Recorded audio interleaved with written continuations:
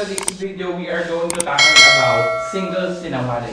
So when we say sinawali, this is a weaving or in other term, paghahabi. Okay? So there are different patterns, different movements that we are going to follow. First, we have to do the pugay.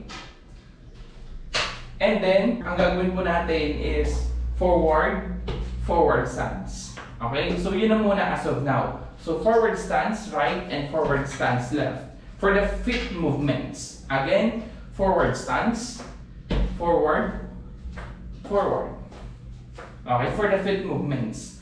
So for the hand movements, the two sticks we have to put here in our shoulders, or in other term, sampay balikat. Okay? First movement or first strike is the forehand strike.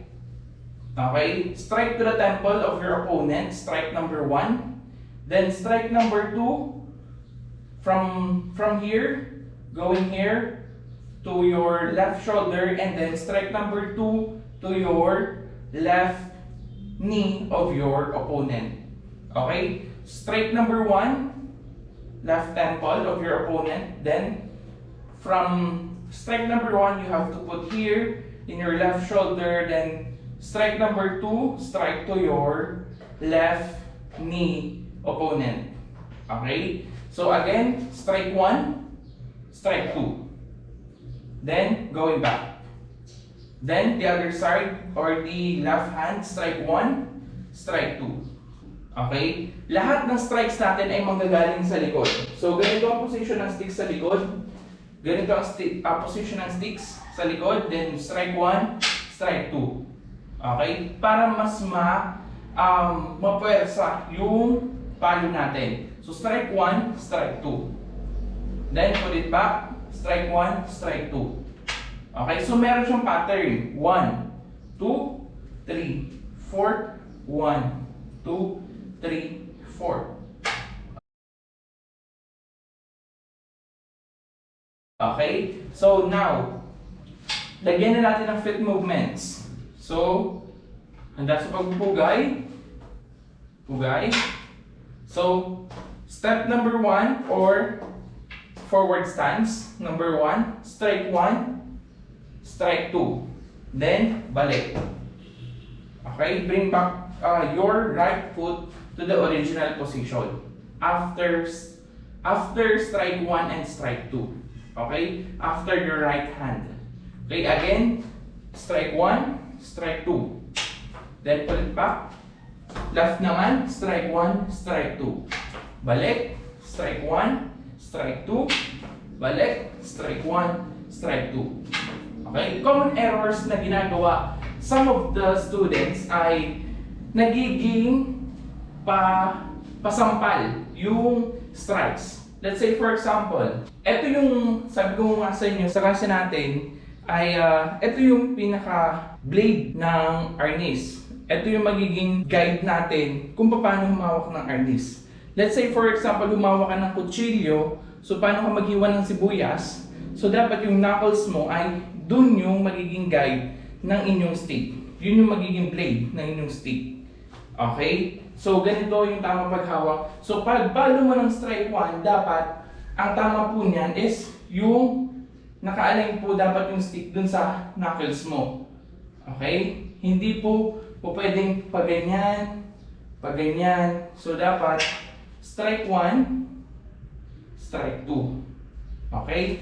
Again, sabi ko po kanina, lahat ng strikes natin ay magagaling sa likod. So, strike 1, strike 2. Huwag nating i-shortcut. Minsan kasi nagiging ganito na siya. 1, 2, 3, 4, 5, 6, 7, 8. So, we have to make sure na dapat tama yung execution. Okay? So, again, pasok pugay, pugay. Strike 1, strike 2. Left hand, left foot. Strike 1, strike 2. Again, strike 1, strike 2. Strike 1, strike 2. Again, strike 1, strike 2. Strike 1, strike 2. Okay? left temple and right knee, yung tama ng right hand. Then yung left hand naman, right ankle, and then left knee. So next is the forward and backward movement. When you say forward and backward movement, syempre forward stance, forward stance, forward stance, forward stance, then backward naman, backward stance, backward stance. So, alalahanin natin yung 8 angles of steps. Yung step number 1 and 2, and then 3 and 4. Okay? So, step number 1, oblique forward. Saan yung bigat? Nasa forward. Bend your right knee, straight your left leg. Forward stance. Bend your left knee, then straight your right leg. Forward stance. Then backward stance. Backward stance. Backward stance. Okay? So, gawin natin with single sinawali. Backward stance. 1, 2. Backward stance, 1, 2. Backward stance, 1, 2. Backward stance, 1, 2. 1, 2. 1, 2. So tatandaan natin kung ano yung naka-forward na paa. Yun yung papalo sa kamay. Okay? Let's say for example, yung naka-forward natin is right knee. So right hand po muna. Pag nag-forward yung left foot, straight naman left hand. Pag nag-backward yung left foot, sino yung nasa unahan? Right. Right foot yung nasa unahan, right hand naman yung papalo. Okay? Then 1, 2. Okay? Okay, so ipa-perform ko ngayon siya facing my right side. Okay? Forward and backward movement. Single sinawali. Ready? 1, 2. 1, 2. 1, 2. Backward. 1, 2. 1, 2. Forward. 1, 2. 1, 2. 1, 2. 1, 2.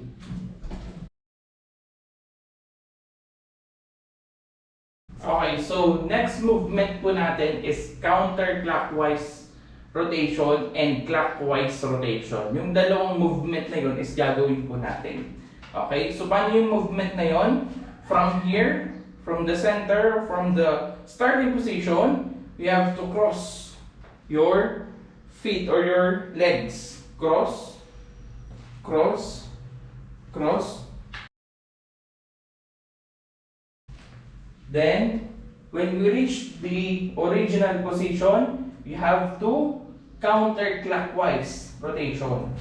1, 2, 3, 4, 5, 6, 7, 8. So dapat meron po tayong let's say center para meron po tayong guide sa gitna. So let's use this one para meron tayong center. Let's use this one para meron tayong center. So, bali ang magiging rotation po natin or magiging center po natin is yung helmet. And then, dun tayo papalo sa center. Isipin natin na harap natin yung opponent. Okay?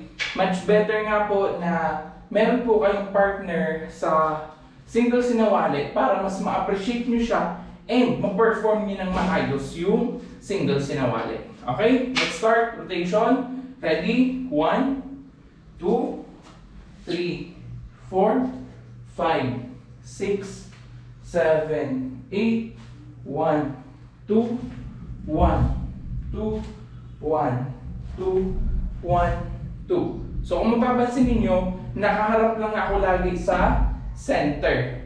Counterclockwise direction. 1, 2, 1, 2, 1, 2, 1, 2, 1, 2, 1, 2, 1, 2, and 1, 2. Balik.